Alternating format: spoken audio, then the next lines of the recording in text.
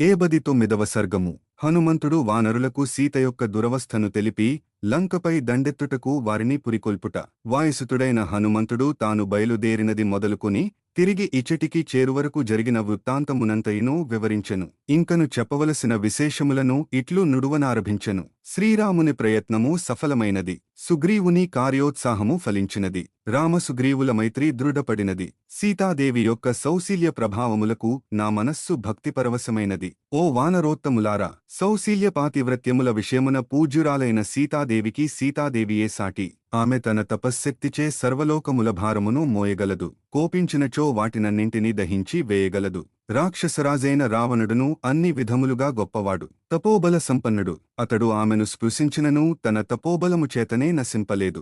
జనకాత్మజేన సీతాదేవి కోపించినచో కేవలము తన కరస్పర్శచే దేనినైనను భస్మము చేయగలదు. ఆ విధముగా అగ్నిశిఖయు చేయజాలదు. రావణుడు శ్రీరాముని చేతిలోనే చావవలసియున్నందున ఆమె అతనిని భస్మము చేయలేదు. జాంబవంతుడు మొదలగు ప్రముఖ వానరోత్తముల అందరి అనుజ్ఞనుగైకొని ఇప్పటివరకు జరిగిన కార్యవిశేషములను మీకు వివరించియుంటిని. సీతామాతను దీసుకుని వచ్చి ఆమెతోగూడ మనము ఆ రామలక్ష్మణులను దర్శించుట యుక్తముగదా. ఆ లంకాపురిని, అందలి రాక్షసగణములను, మహాబలశాలి అయిన రావణుని చంపుటకు నేనొక్కడనే చాలుదును. వీరులను, మహాబలశాలురును, దృఢనిశ్చయము గలవారును, అస్త్రవిద్యలలో ఆరితేరినవారును, విజయమును కాంక్షించు వారును అగు మీవంటి వానరవీరులు తోడుగానున్నచో ఇక చెప్పవలసినదేమి? రావణుని, అతని సైన్యమును, భటులను, పుత్రులను, సహోదరులను అందరినీ యుద్ధమున నేనొక్కడనే మట్టు పెట్టగలను. ఇంద్రజిత్తు యుద్ధమున బ్రహ్మాస్త్రము, ఐంద్రాస్త్రము, రౌద్రాస్త్రము, వాయవ్యాస్త్రము,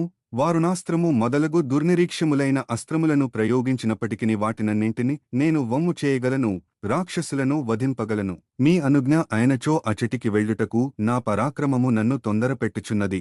మీ ఆజ్ఞ అగుటయే ఆలస్యము. నేను యుద్ధమున నిరంతరముగా ప్రయోగించెడి నిరుపమానమైన శైలవృష్టిచే దేవతలు సైతము హతులగుదురు. ఇంక రాక్షసుల విషయము చెప్పనేలా? సముద్రము చెలియలికట్టను దాటుట, మందర పర్వతము చలించుట ఒకవేళ సాధ్యము కావచ్చునేమోగాని శత్రుసైన్యములు యుద్ధమున జాంబవంతుని ఎదుర్కొని నిలుచుట మాత్రము ఏ విధముగను సాధ్యముగాదు. సకల రాక్షసులను, అంతేగాదు వారి తాతముత్తాతలు వచ్చినను, వారి ముందుతరములవారు వచ్చినను, వారిని అందరినీ సైతము హతమార్చుటకు వాలిసుతుడైన మహావీరుడగు అంగదుడొక్కడే చాలును. వానర వీరుడైన పనసుడు, మహాప్రతాపశాలి అయిన నీలుడు తమ బలపరాక్రమములచే మందర పర్వతమును సైతము నుగ్గునుగు చేయగలరు. ఇంక వారికి రాక్షసులు ఒక లెక్కయ? దేవతలలో, అసురులలో, యక్షులలో, గంధర్వులలో, నాగులలో, పక్షులలో ఎవరైనను మైందుని, ద్వివిధిని యుద్ధములో ఎదుర్కొని నిలువగలవారు ఎవరో తెలుపుడు. అశ్వినీపుత్రులను, మహాబలశాలురును అయిన ఈ వానరోత్తములకు, మైంద, ద్వివిధులకు రణరంగమున ప్రతియోధులెవ్వరునూ కానరారు. ఈ ఇద్దరును బ్రహ్మదేవుని వరము వలన రణోత్సాహులై ఉన్నారు. వీరు అమృతపానము చేసిరి. వానరులందరిలోనూ శ్రేష్ఠులు. అశ్వినీదేవతల గౌరవార్థము బ్రహ్మదేవుడు వీరికి ఎవ్వరి వలనను మరణము లేకుండునట్లు పూర్వము అమోఘమైన వరములనిచ్చెను. వరము ప్రాప్తించుటచే కలిగిన ఉత్సాహముతో ఈ వానరోత్తములు దేవతల మహాసైన్యములను గూడ జయించి అమృతమును ద్రాగిరి. వానరులందరూ ఉందురుగాక. వీరావేశముతో యుద్ధమునకు దిగినచో లంకను, అందలి రథాశ్వగజ బలములను రూపుమాపుటకు వీరు మాత్రమే చాలుదురు. నేనే లంకానగరమును ధ్వంసమొనర్చితిని, దానిని కాల్చి బుగ్గి చేసితిని. అంతట రాజమార్గముల యందన్నింటనూ నా స్వామి పేరు మారుమ్రోగినది. నిరుపమాన పరాక్రమశాలి అయిన శ్రీరామచంద్ర ప్రభువునకు జయము, మహాబల సంపన్నుడైన లక్ష్మణ స్వామికి జయము, శ్రీరామానుగ్రహమునకు పాత్రుడైన వానరరాజు సుగ్రీవునకు జయము.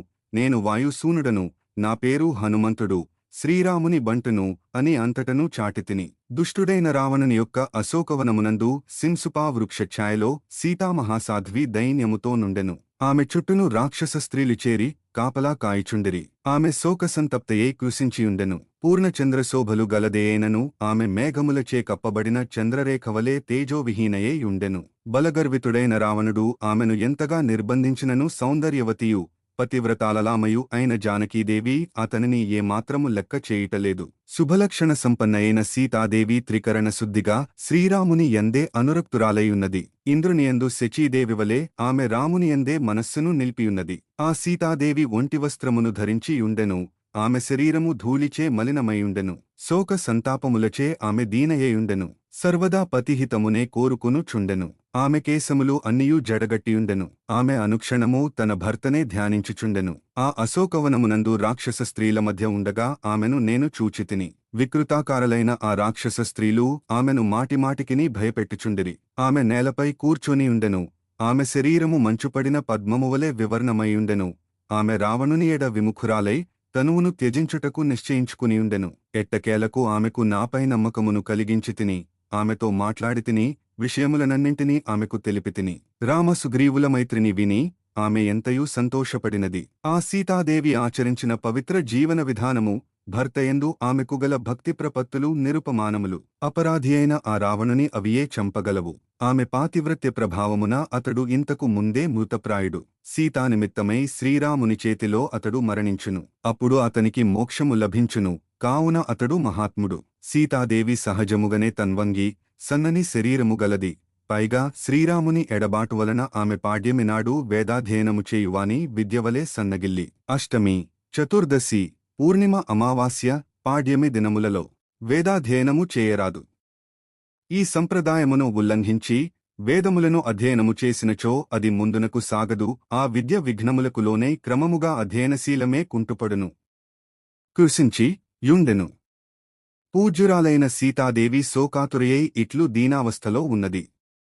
కనుక ఈ విషయమున మనము చేయవలసిన ప్రతిక్రియను గూర్చి ఆలోచింపుడు. వాల్మీకి మహర్షి విరచితమై ఆదికావ్యమైన శ్రీమద్ రామాయణమునందలి సుందరకాండమునందు ఇది 79వ సర్గము.